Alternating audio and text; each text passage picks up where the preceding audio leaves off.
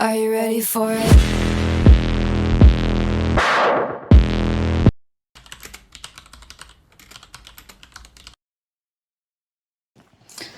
Hi, welcome to Echoes with Dr. TY. On this channel, we talk about career, lifestyle, we talk about culture, and everything in between. And today, I have the honor of having with me Heidi Alashe.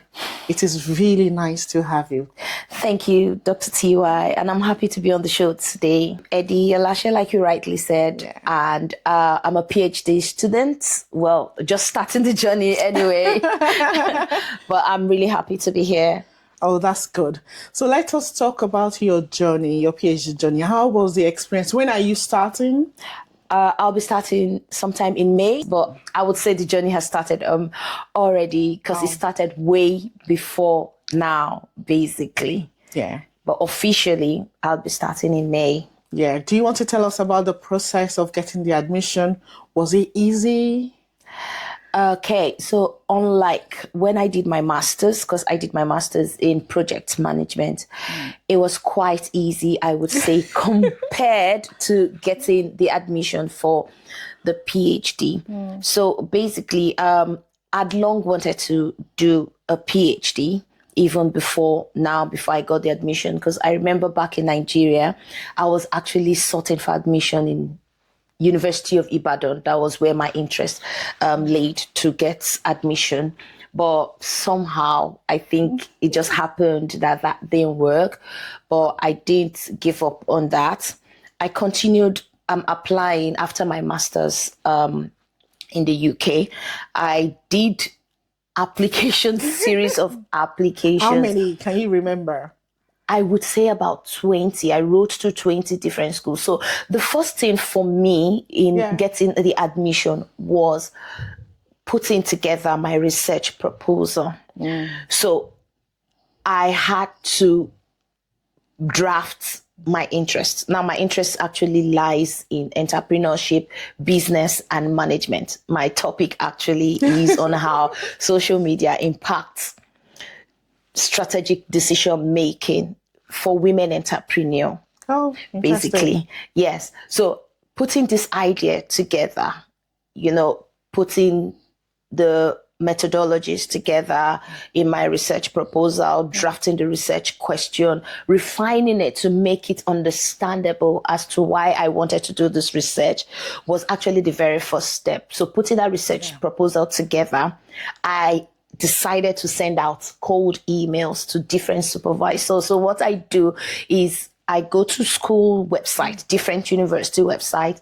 I search out supervisors that align with my research topic, because I know that if I give a supervisor that is not in line with that research, they might not find interest in supervising Sometimes they me. don't even respond. Exactly. So I got that as well. So I had to send different cold emails telling them I told them briefly about what my research is, although I attached my research proposal. I also did mention the fact that I had a background knowledge of what it takes to do a research. Actually, how did you demonstrate that? So what I did in my email, I put it in the body of my email, is to say, I did so and so research during my master's. Actually, this was the outcome of the research, and this was the impact that it has made so far. Although I did not publish my master's dissertation, really, I didn't publish it, but it did make impact to certain set of people back then. Now, this was a thing that I wanted to put out to say, I am not new into research as well. So doing a PhD, I can actually do this as well. Just contribute to knowledge, basically, because I have a background as to how to go about it. Right. And I sent series of email. I sent over 20 emails, and there are nights I got really frustrated about doing this because I was working and doing this at the same time.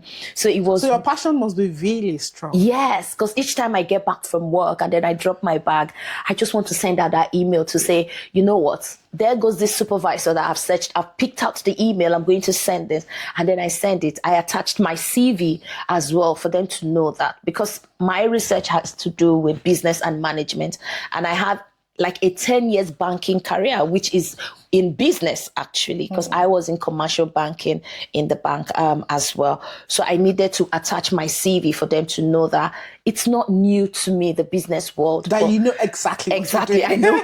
know what I am doing. You know what you're doing, you know what you want to do. Exactly, you know. Yeah. So I wanted to grow intellectually, and that was part of the reason why I decided to go in to do my PhD and have real world relevance. But I also have the industry background to do it. So all this combined, I felt it was going to be easy to just get this admission. Like, oh no, she knows what she's doing. She did great during her master's and she's got industry experience. So getting an admission. But then when the rejection emails started coming back, like, oh no, you can't do this. We are sorry, the unfortunate. I was like, no. That unfortunate. Yeah. Does it look like unfortunate that you get when you're looking for a job? Well, I think it's different because this strikes differently. Okay.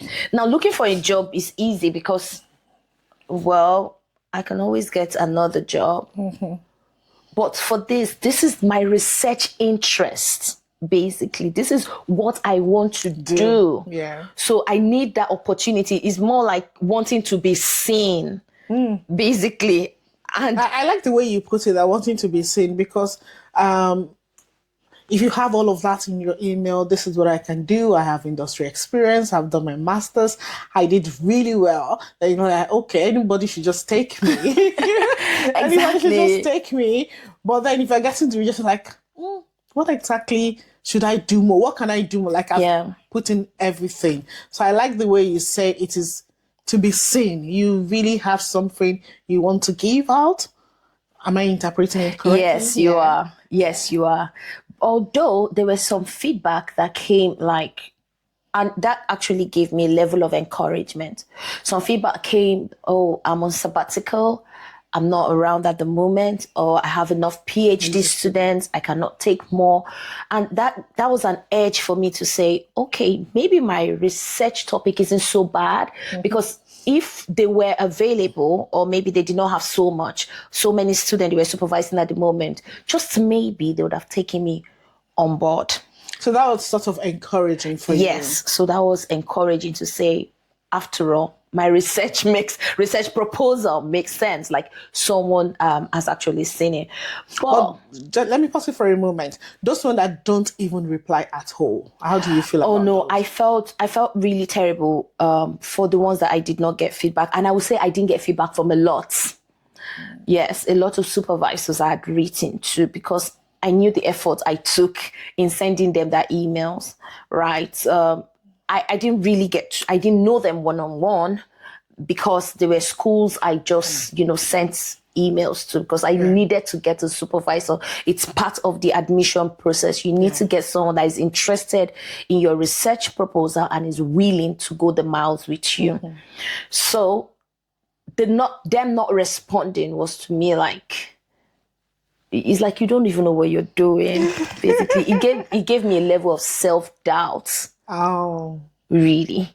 But when the other responses came, although not what I had expected, it was... At least they responded. Yes, at least they responded. I got something after all. So someone is actually there reading through my email and my research proposal for them to have responded. So it was a big one for me.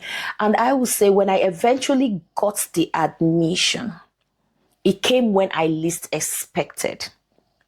Yeah, the admission came when I least expected.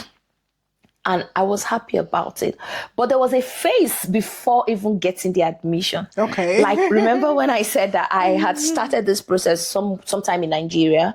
I was trying in University of Ibadan, and it didn't work out for me. And then I got into the UK and I decided to continue. There was a time in my life I actually felt lost.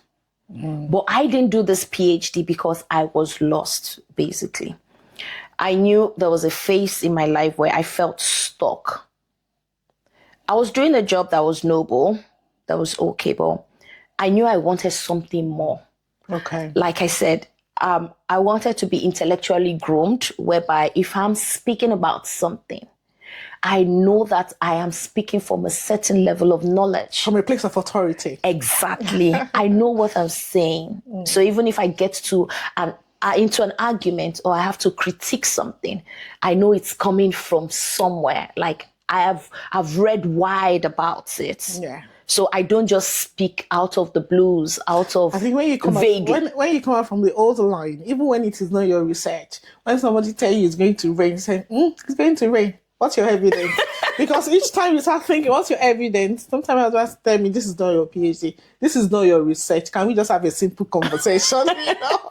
So that level of authority was part of it for me. And that was why I decided not to, give up, really. And then I spoke to some friends about, that phase, right? I remember speaking to you as well as part of those people to say, you know what, this is what is before me, right? I would rather go for my PhD than continue in this line where I am, because one, I didn't want to continue in a job where, not like I didn't have a passion for, but I knew I wanted more. And that was something, the person that eventually agreed to be my supervisor, that was actually what made him to finally agree. Because I remember during the informal interview of, in PhD, before getting the admission, after they've agreed to supervise you, they will come the phase of having the interviews. You did not talk about the interviews. Yeah. So when I actually got that one email to say, you know what, I think I like this research proposal. Can we meet? It's going to be informal. Oh my God. Why? How did you feel at that moment? I was so excited. Like, goodness. Finally, someone is giving me the opportunity to express myself outside the email. Yes. Yeah. Yeah, and I looked forward to it because I did get some emails that says, oh, your topic is too broad. We can't do this. This is like 2 PhDs in one. What are you trying to achieve? Things like that. So there were times I actually went back to refine my PhD, my research proposal. And each time I streamline it, I would still get, unfortunately, for some, but putting in that work actually helped to a certain level because it did bring me to the point where someone finally agreed to supervise my research, basically. And that was how I got the admission. And I did the interview. Unfortunately, this time around, not unfortunately, I got a yes. And then the admission offer, came true. So it was not a straightforward journey. There were times where I felt very discouraged. Because I want to ask you, what is your motivation going through all of this? Because I used to see that page is about resilience. Of course, you have to be brilliant, but you don't have to be a genius to do a PhD. You need some level of resilience. You need to be able to adapt very quickly. And the process of going through that admission also show already that you are resilient or that you've built some sort of resilience within that process. So what exactly was your drive? What is the motivation? My drive was actually, like I said, number one is I wanted to speak. I want to get to the level where I'll speak out of authority. Let me just use the word that you used, right? Intellectually, right? I want to get to that level. And for me, I didn't want to see it as a limitation whereby, even if I do not get this admission, I would stop.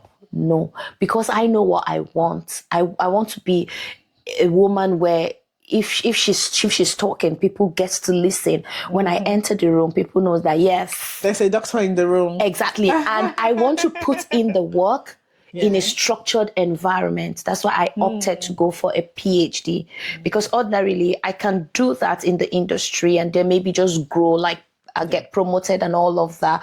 You get that authority from there. But I wanted it to be in a structured environment. That's why I decided to go back to school to get this PhD, something higher than my master's, not something at the level of my master's.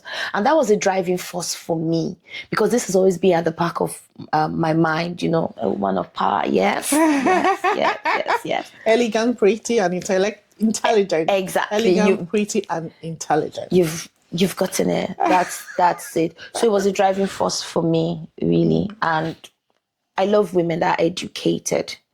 basically. And I want to see myself in that light. I see myself in that light because I'll tell you what, and this happens to me. I don't know if it happens to every other person. There are times that I'm walking and in my head, I see a picture of who I want to be, or I see it clearly. And when I go out and I see women as such women, I picture myself in them. Yeah. Yeah. So it happens to me a lot. I think it happens a lot. It also happens in academic. We have, in fact, there are research that have shown that some Black students do not, because there's lack of representation of Black academics within higher education, particularly in the UK, it kind of demotivates them because they don't see someone who look like them. If you see someone who look like you doing something, then you can aspire to do that. Exactly. Thing. So I think that comes to what you've just said. So this is what I want to be. I see someone doing it. So yes, if that person can do it, then I can also do it. Then I can. So yes, so that was a big motivation for me. And that reminds me to the first time we met, you know, at the ladies' gathering, where at that point I had almost giving up on doing a PhD because I had made applications upon applications and they were not forthcoming. I was just receiving the unfortunate emails. And when you were introduced as Dr. T.Y. I think I remember introducing myself as just Tony. My name is Tony. Yeah. So Dr. Faith introduced you as Dr. T.Y. And I'm like, please, I need to have a conversation with her because I feel stuck and I don't want to be this way. If I get someone that can help, and that's because I see that kind of person I'd also want to be.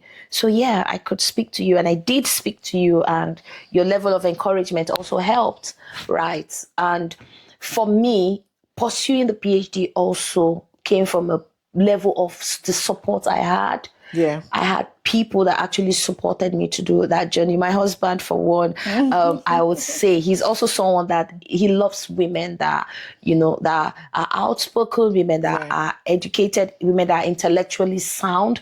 So he was also like, oh, I want to see my wife in that light. Right. And if she's willing to go through that path, then I would be beside her.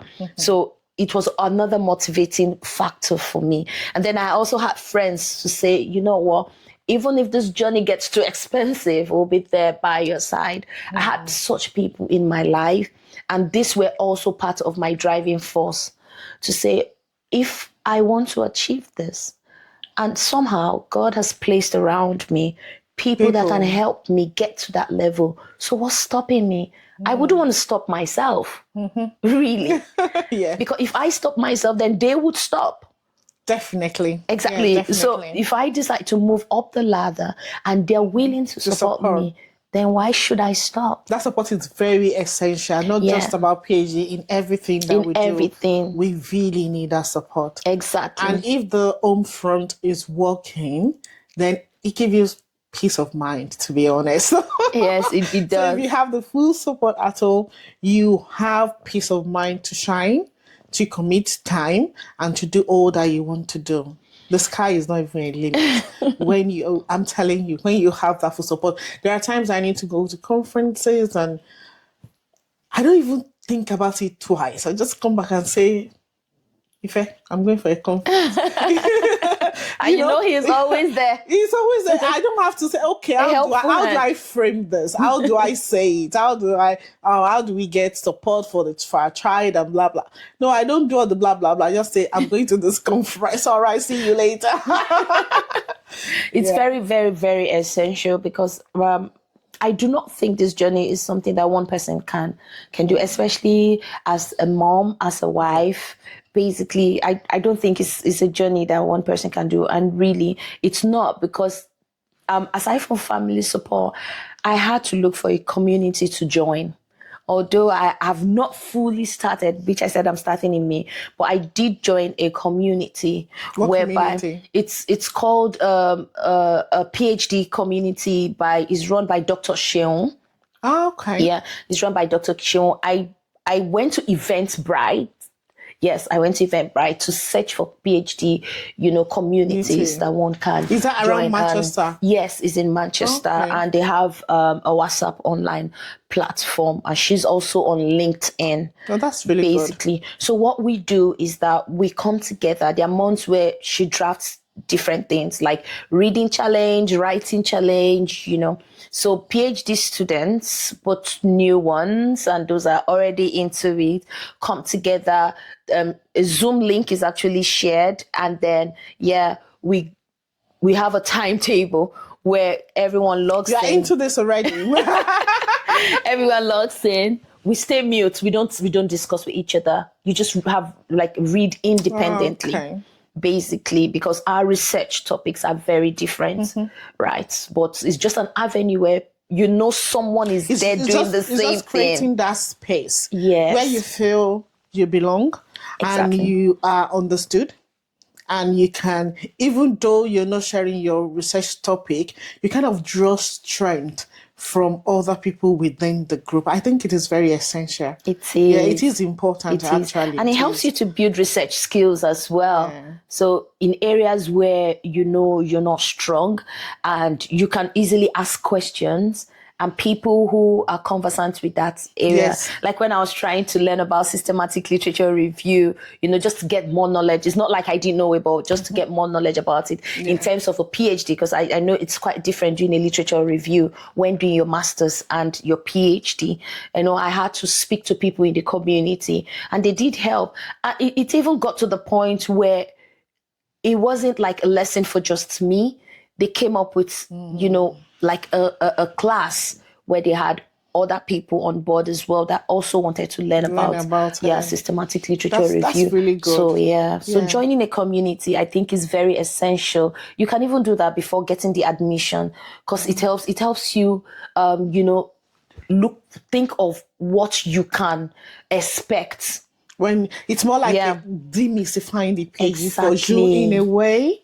And I think I really like that. questions. And what I don't really like about how most of university are structured now around having hot desk for PhD students. When I was doing my PhD, like I said, I have my desk. We had office that I go to my desk, I decorate it, and all of that. Like this is my working space. But now most universities will just be hot desk, so you don't have a permanent position. And when I'm permanent sitting space, rather, not position. What I'm saying that was, I can remember during my PhD, I was working on my methodology and I need a code to run regression, and I was on it for 2 days. Yeah, I was reading everything I could read online. I was reading and trying, and there was no success. I was like, I have other colleagues doing PhD, and I turned to one of them, person sitting beside me, and I said, can you please help me with this? And he go, bam, bam, bam, that's the code. Wow. And I felt really Boy, you had stupid. strong. And I felt really stupid. I was like, I've been trying to get this code for 2 days. Oh, mine. So I think it speaks to community that you're talking about. Yes. It is important. You can get questions answered quickly. It can reduce the stress. It can reduce anxiety, and who knows, you are also there building a network of people that you work together in the future, maybe even do research together. Maybe sometime you may need a reference from them, they may need a reference from you. So, that's really good. Yes, it's really essential. And it helps you to also hear from people who have gone through that path as well. So when you start, you know what is expected and how you can navigate the journey. Yeah, really. Yeah. So it's very important. And I'm very happy that, I can do this, do my PhD, something that I've always longed for, and I'm looking forward to it. Looking forward to it. Finally, in May, you're starting. What is your advice to someone in that process now of seeking PhD admission? To what can they do better to make that journey of getting PhD admission a lot easier, in your opinion? Okay, so I'll take the first question. First, what my advice would be for anyone seeking admission. Number one is, when you put together your research proposal, be prepared to refine and refine.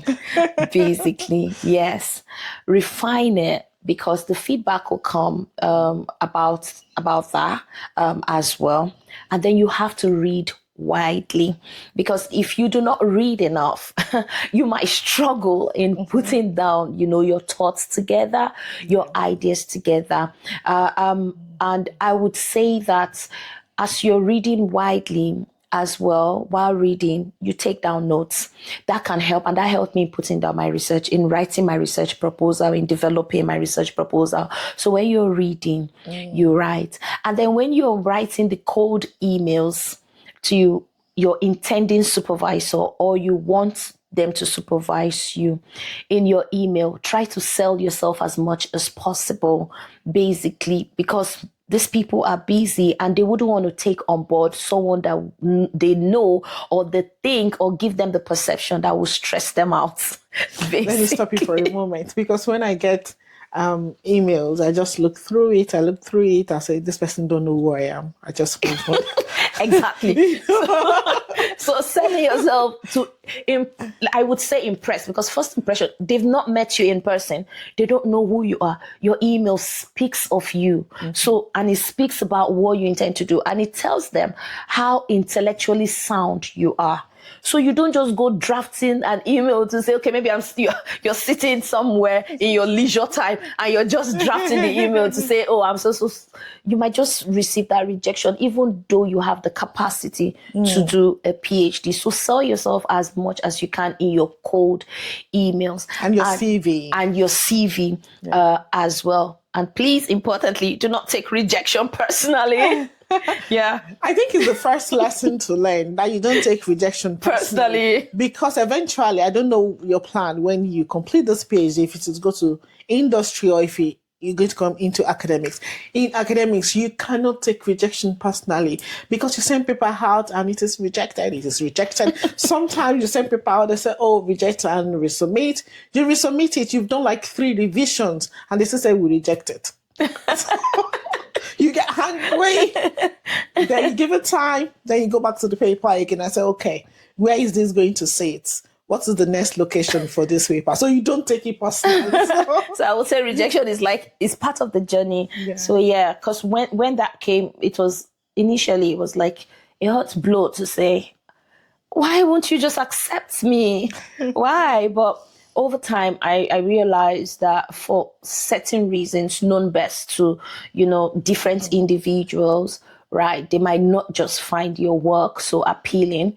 So don't take it, that one email, that one feedback, that one acceptance will definitely come if you do not give up. But for the other, unfortunately, and rejections you get, please do not take it personal and don't give up. Don't feel downcast. Don't take the rejection personally. Work on your proposal. Draft it very well. Read widely. I want to say, calculate your email very well. Be calculated. And be strategic. Be calculated and be strategic with your email, because you read the first 2-3 lines, you just gauge. I mean, sometimes like when we consume social media content, and when you're looking at a content and it is 3 seconds to judge, do I want to stay in this space or do I want to move on? Yes. It can be like that sometimes. It can. And given that academics, they have a whole lot to do besides just reading emails. And I would say I didn't get the opportunity, but I know a lot of people would say choose your supervisor wisely. Yeah. I didn't get that opportunity because I was sending out random emails. All I needed to do was just search through school website, look for supervisors that have the capacity of supervising PhD students, and then I send out emails to them.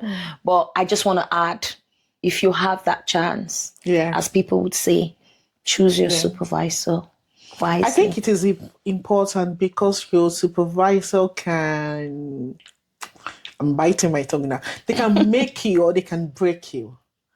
So they are very essential to your journey when you're doing PhD. So it is important to be strategic. There's been cases where students would have to change their supervisors. So you have to be very strategic. But that said, there's no way you can meet every potential PhD supervisor. Yeah. I think there's a place for luck. I would say there's a place for luck. I think there's a place for prayer. and luck Yes, in all of yes. this. I did not really struggle with my PhD supervisor because I just settled. I remember I sent email to was it University of York and University of Manchester, and I did not get any response like you.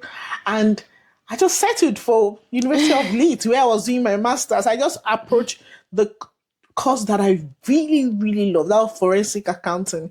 And I just approached my lecturer and said, I would like to do a PhD. Would you like to supervise me? And he said yes. And that was it. Oh, you're very fortunate then.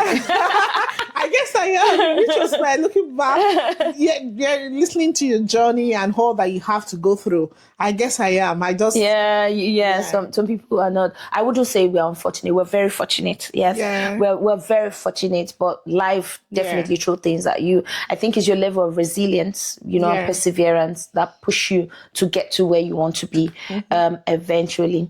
So I will take the second question now, where you said, what can universities do to make the admission process better? Number one is, it's very difficult, basically, I would say, getting a supervisor. That's a tough one, really. So if there's a process to say, okay, can just make it a bit seamless. I don't know how that's going to work, for potential or prospective PhD students to easily get supervisors, even if they do not know these people, right? I think that would help. And then feedback is very key. Having to wait endlessly for feedback when you send out emails. Oh my goodness. It can be, I wish I had the right word for it, really. But it's very important that you give people feedback. It helps them to put an end to that endless hope. Because that maybe that email will just drop in any second. Yeah, that email will just drop in any second. And people keep looking out for the response from you.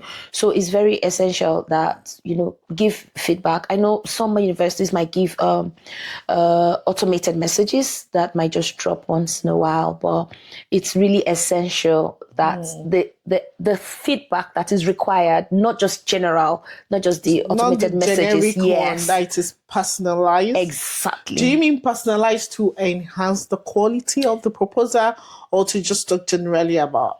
So sorry, I can't supervise you. I'm busy at the moment. I'm not taking PhD student. Yes, personalize it. Like I totally understood. Like when I said that for those that responded that maybe they were not available, they've gone for sabbatical, or they have quite a number of students they're supervising or something. It was a level of encouragement. Like, so someone is eventually, someone has seen me. And there someone has read through my email where compared to the ones that I didn't even get any feedback at all. So I think feedback is very key. And if there is a way, maybe I have to go think more about it. If there's a way of making the process of getting a supervisor, because it's very key to getting an admission, really, getting a supervisor more seamless, that would help. That would help. That would help the process. Thank you so much. Yeah. Thank you so much. So let's talk about your expectations for the PhD journey. So you're starting in May. Are you planning 3-4 years? Is the journey generally? What are the things that you expect on this journey? Okay. So for me, I believe having to do my PhD, it's more like a transformation rather than academics, really. So I expect to be an independent thinker.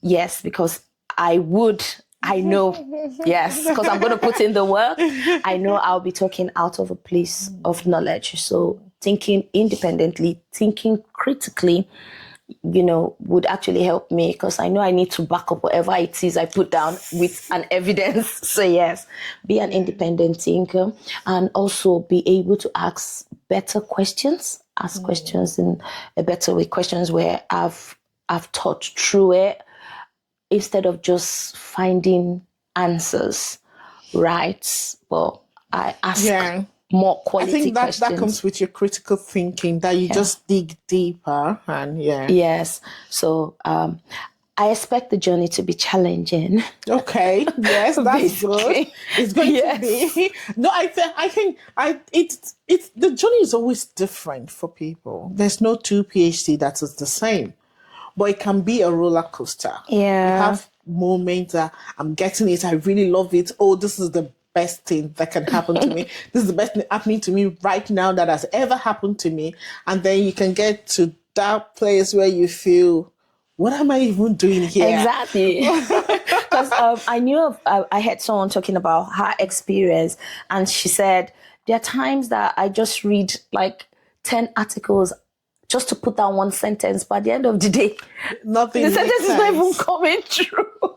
Nothing makes sense. So that's the challenge, because having to read so much just to put down so little, but it's not even coming true. So, but I think it accumulates. So when you're writing, you can maybe start with 5, 10, 15 papers, and you see, it's not really what I felt. Maybe of course you go through the abstract first, the introduction and the conclusion before you go and see the whole paper. And you thought, okay, maybe there's something that I want in this paper, and at the end of there's nothing that you want in it. But it's not a waste, because it will accumulate, and by that time you really sit down to write, you've consulted widely, you've read widely, you know what you're writing.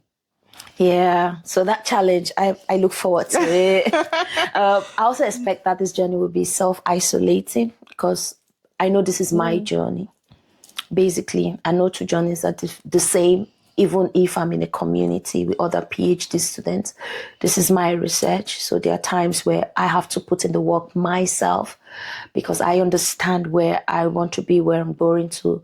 So at the back of my mind, let me put it, self-isolating, not that I'm going to take myself away from people, from family, from friends. But it's a personal journey. No, it's a personal journey. That's just what I'm trying to say. But most importantly, I expect that it will be rewarding. Yes. Yes. Amen to that. Yeah. Amen to that. Yes. So those are my expectations. I want to get to where I expect to be. I want to earn the doctor title. I want to earn it. How about that? We would celebrate. Yes. The title, yeah. So these are really my expectation. And do you plan to document your becoming Dr. Edidi? Oh, well, I do not have like an actual plan in place, but a part of me knows that I will put it on record. So yes, when I say I do not plan, meaning at this stage, I do not have like a schedule of how I want to go about it. But if I will do it, that's a yes. I will do it, really. Yeah. But with time, I'll come up with a plan of how to go about it. Yeah, I look forward to reading that, because it is, like I said, it's always different, but it is interesting, and it is actually rewarding. Yeah. When you come out from the other hand. By the time you get to your year 3, or if it is year 4, and you look at your proposal that you wrote in first year, you're almost ashamed that was your proposal. Like, did I write this? Did I actually write?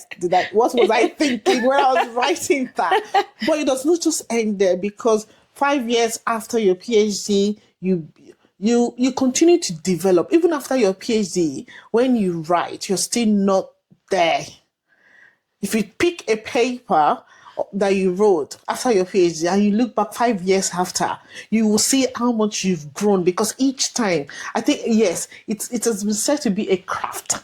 Yeah. So you learn the craft, you continue to refine and to grow. But you definitely come out as a different person when you come out from that process. So consider it like a tube, and you come in here. By the time you come out from the other end of the tube, oh no, you're different. That doctor title would enter into you.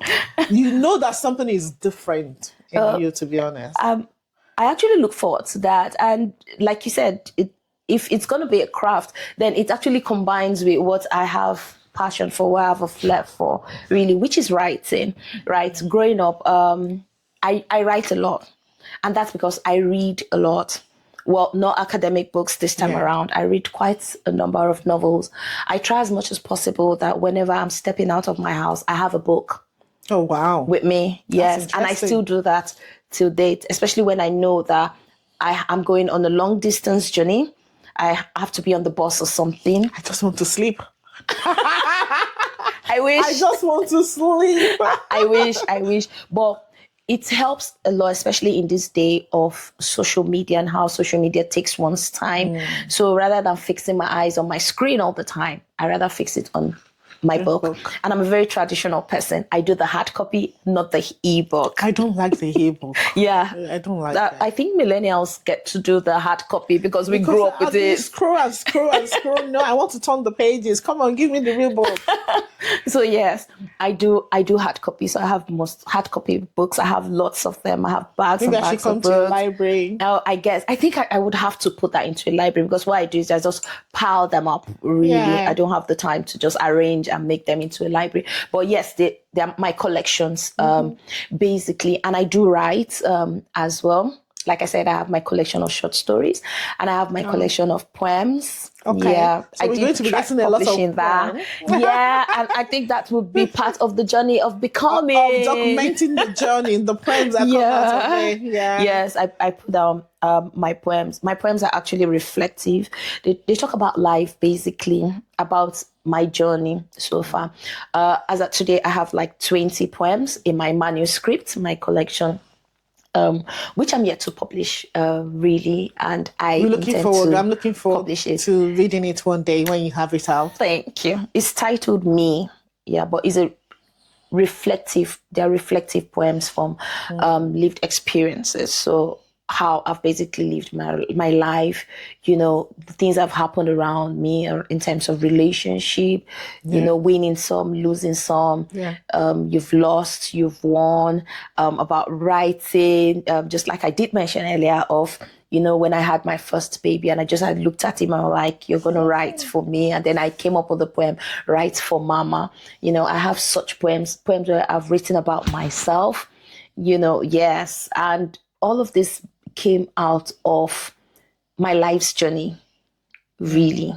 And I just put that down. My inspiration comes basically when I'm by the seaside. Oh my goodness, that tranquil state that you're just sorted out by nature in a way where it drops. That's why I tend to have like a piece of paper or a pen.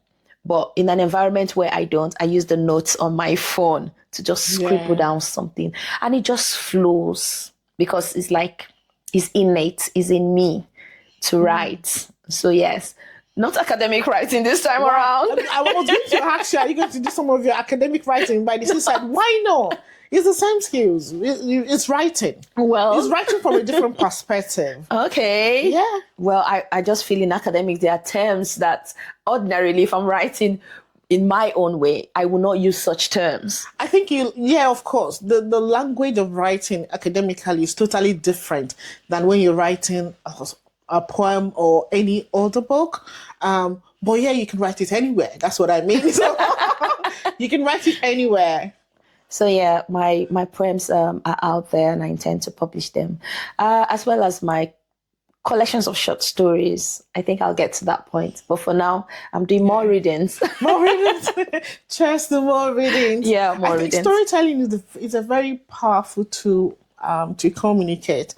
It's a very powerful tool to connect with all the people, because when you read it, you see a part of your journey, a part of yourself in other people's stories. So I think it's really powerful. Yes, and I know how to tell my story through storytelling. And I'm actually into teaching. I actually teach the youth arm of my church. Okay. Yeah, the Redeemed Christian Church of God, the All Sufficient Sanctuary.